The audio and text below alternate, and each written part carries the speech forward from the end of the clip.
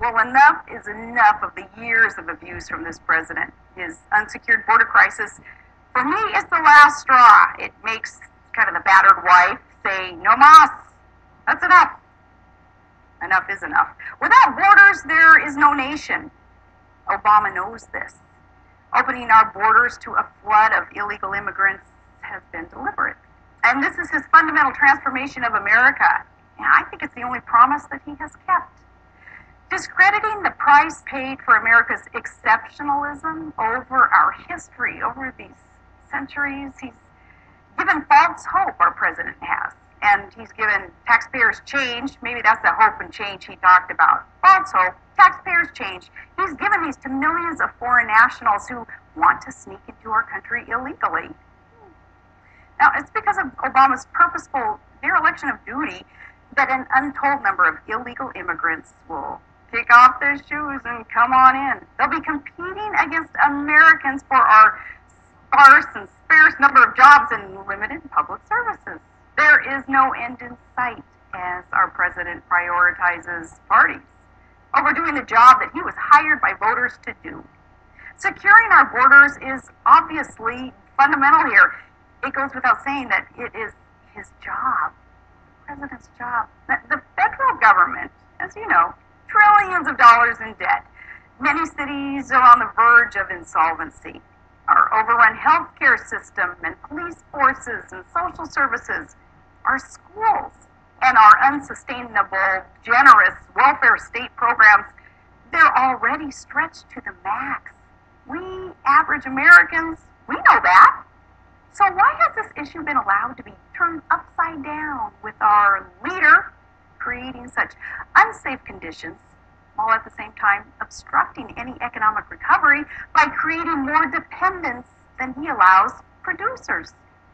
His friendly, wealthy, bipartisan elite who want cheap foreign labor and can afford for themselves the best border security money can buy in their own exclusive communities, mostly gated communities, they do not care that their friend Obama tapped us out. Have faith, though, that the average American workers, native born and our wonderful legal immigrants who help build this country, these legal immigrants of all races, backgrounds, and political parties, well, we do care because we're the ones getting screwed as we were forced to follow all the government's rules while others are not required to do so. Many now feel like strangers in their own land. It's the American worker who is forced to deal with Obama's latest crisis with our hard-earned tax dollars. While middle-class wages decrease, sustainable jobs get more scarce, and communities become unrecognizable and bankrupted due to Obama's flood of illegal immigration. Who is looking out for the American worker? Who has their back? Who's fighting for them? We should.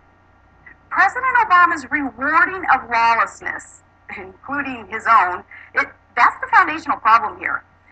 And it's not going to get any better, friends. And in fact, irreparable harm can, and I predict will be done in this lame duck term as he continues to make up his own laws as he goes along. And mark my words, he will next meddle in the U.S. court system with appointments that will forever change the basic interpretation of our Constitution's role in protecting our rights.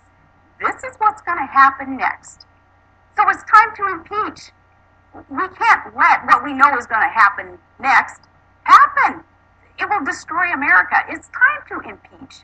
And on behalf of the American workers and legal immigrants of all backgrounds, we should vehemently oppose any politician, any candidate on the left or the right who would hesitate in voting for articles of impeachment.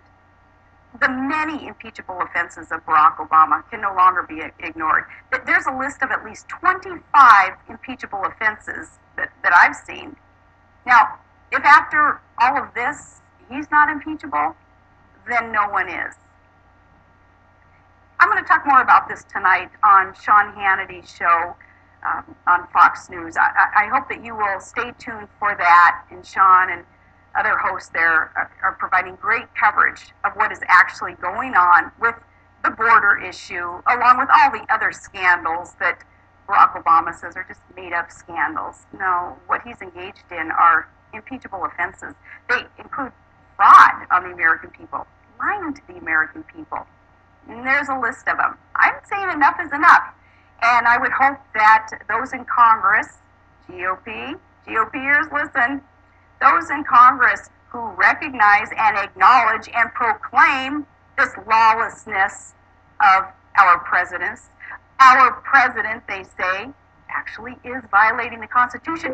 Well, and then these congressmen and women ignore the Constitution themselves and not grasp that tool that they have, that the Constitution has created for them, the articles of impeachment, that whole process, for them to not do their job and do what the Constitution has empowered them to do to stop this lawlessness of this imperial presidency we're under. Well, then Congress isn't doing their job. You know what, America? We get the government that we ask for. We get the government that we voted for. We get the government that we continue to support. We don't have to support what's going on. Government is obviously to be of the people, by the people, for the people. It's up to us to make the change.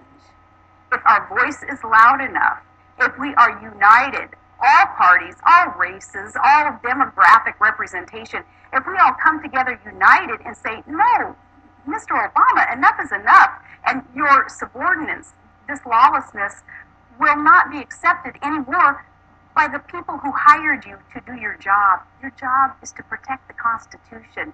You're not doing it. We're in a lot of trouble, and things are only going to get worse until we send this message that it is time to impeach.